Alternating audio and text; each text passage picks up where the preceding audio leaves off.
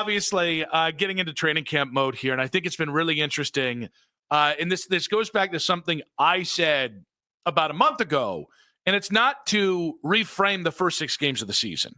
But every time I hear people talk about the first 6 games, you would act like you're playing like the 85 Bears one week, the 83 49ers, sorry, the 81 49ers, the 2000 Ravens the next week. Yeah. And while it is certainly the 6 toughest games of the season in a row. I've admitted, by the way, I think I am guilty in all of this. I think I was one of the first, you can say I was one of the first people to really highlight the 6 games and kind of really go into how just incredibly hard it is, and then no one else reined me back at all. Yeah. No, they only built upon it. We only continue to go with it. And I think we've gotten to a point where it's like, guys, to me, the first 6 games about, are the Browns ready?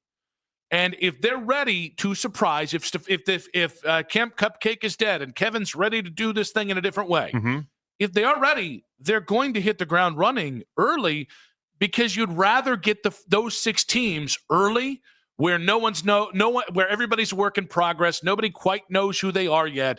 You'd sure as hell rather start the season with those 6 games than end the regular season with those 6 games. Well, so that's what I thought was interesting. Spencer and Daryl this morning kind of went down that pathway of like, is it a better thing to take on these really hard teams early? Because historically, if you look at the Bengals, I mean, how many times have I ripped Zach Taylor? We both collectively have ripped Zach Taylor. Doesn't know what he's doing for the first 4 weeks of the season every year. It's arguable that he ever really knows what he's doing. He runs the ball. And then it takes him 4 weeks to realize he's got Joe Burrow on the team, and you don't need to run the ball for the first 4 weeks. Every single year he does this. Maybe this will be the year that he doesn't do that. I'm not sure. Ravens off to a slow start last year, all these other things, but you can't rewrite the idea that it's still Joe Burrow, Lamar Jackson, into Jordan Love, into the Lions, who won 14 games last year, the Vikings, who won 14 games last year, and then into the Steelers. No. Listen, there is a degree of difficulty. And if we also factor in the fact that defense is already ahead of offense, you got some good defenses there. You also have Cincinnati,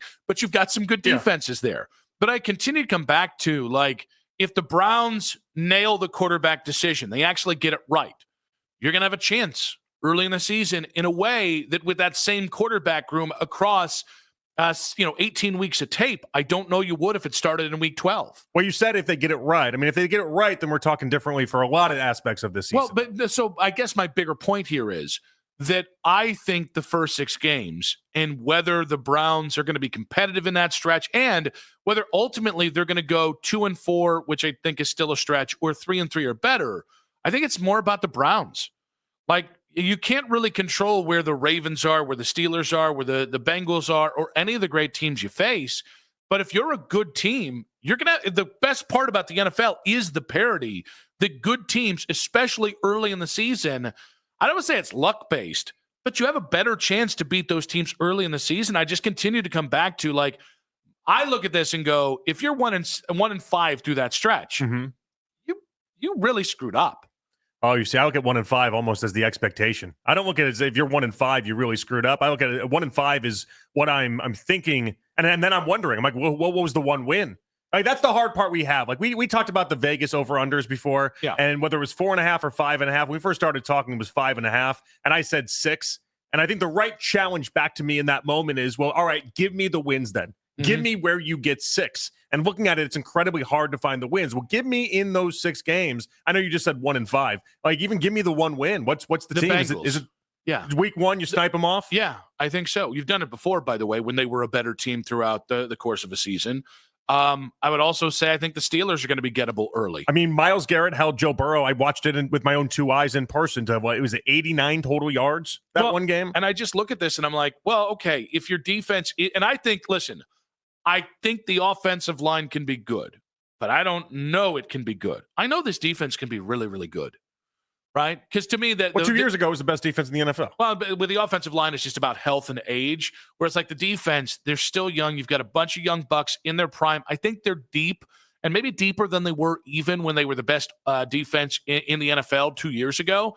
So that's going to give you a chance in those games. Okay, but as part of this conversation, because you mentioned health there, and I think it's a good point, like within the offensive line specifically, I think it can be a decent offensive line The worry I have is that it's not going to be healthy by week 8 or week 9, because that's what we've seen with them in the previous 3 years. It's a good on paper offensive line, but then it just folds because there's just a million injuries and then they can't keep up, and then it's just not the same thing. So for the first few weeks of the season, you should, in theory, be playing at your biggest strength. Yeah, and I think that's another thing. Like if these are so many ifs. I'm still scared though. By the way, I need to make this button. I'm still scared of the first 6 And weeks. Nathan said yesterday, I asked him like, what was the best move of the offseason? He talked about the Bloom Diddler, Mike Bloomgren. That's not what we call him that. I really do think just by going back to the scheme that everybody on this offensive line actually fits, I think that's going to be half the battle. So I'm not here to tell you that I think they'll go better than 1-5, but do I think it's more of a possibility? Yeah. Listen, their only chance this year to be more successful than we thought is to make hay early. It does not really matter who's on the schedule. If you want to be more than a 3-win team, which is what I think you are, or at best maybe a 5-win team, you need to be better in those early moments. And I think they know, because here's the thing. I think you got a lot of veterans on that team. I think they know the slippery slope of what this year is. It's not last year where you're going to languish for a while and then you just kind of never figure it out, and that's okay. If you get 6 games, 7 games, 8 games in the season, and you're 1-7 or 2-6, there will be changes, and there will be immediate changes. And I think that aids to the sense of urgency that I don't think the Steelers are going to have, because Mike Tomlin always plays the long game. But the problem, as hell, the Bengals. Problem I have here, though, is 4 out of the first 5 games are against teams that I believe disappointed. Really good teams last year in their own respects, or really good players in their own respects, that disappointed for one reason or another. This has been 2 straight years of Joe Burrow the team letting Joe Burrow down. But he's going to come back hungrier than ever because he missed the playoffs last year. The Packers with Jordan Love ended on a disappointment last season. The Lions ended their season on a disappointment when they had Super Bowl expectations.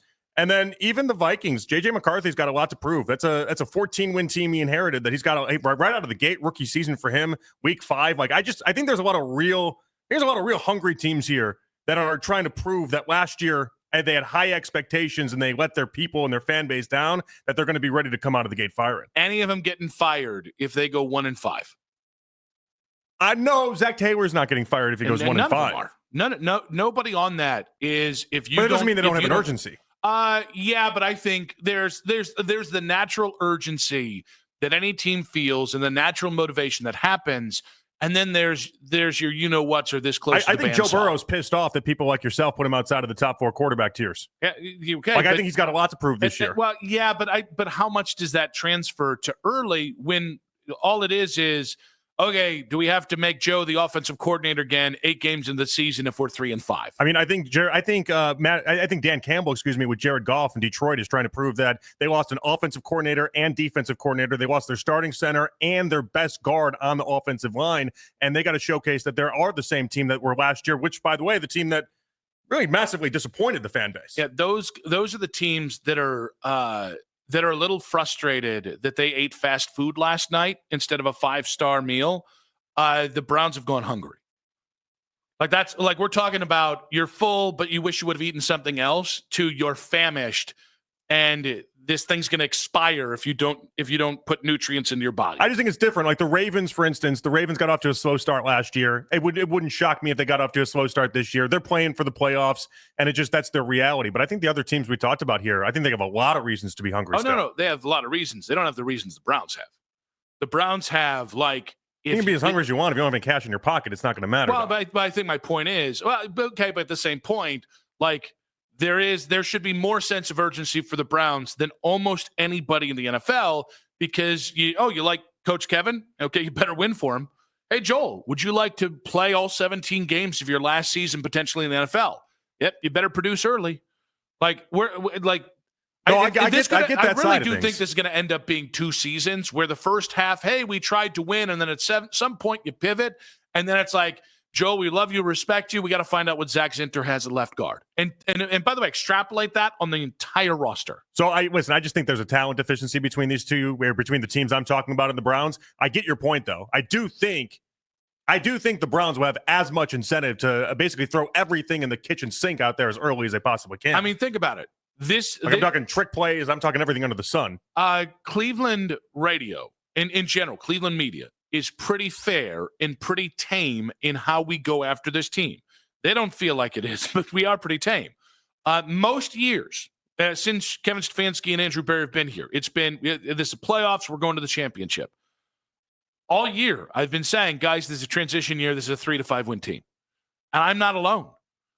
And here's the thing. This is going to change because there's always the training camp colored glasses that we all put on. Yeah. There will be people who say, I think it can be 8 and 9 or 9 and 10. And we started the past couple of weeks. All sorts of people were trying to get optimistic. Way, a fair amount of those people are really thinking 7 and 10.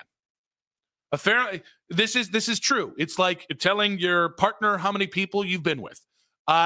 A fair amount of people just inflate those numbers out of insecurity or out of want to be cooler than they really are. We told the truth. We're an honest man here. Now, that being said, getting back to the idea, if you say 9 wins for the Browns this year, I think you probably mean 7 wins. Now, in fairness, I'm saying 3 to 5 wins. I really mean 3 wins, but I'll give you a couple more just because it's really hard to lose 14 games in an NFL season. It's really hard to lose 14 games in an NFL season. If you're trying to win. Well, and that's where I'd open it up where people are like, oh, how do you get wins in the first 6 weeks of the season? Like, there's going to be surprises, and there's going to be teams that just flat out don't show up in certain ways. But on the face of it, I think it looks like a real arduous task when you got Joe Burrow into Lamar, into Jordan Love, into Jared Goff.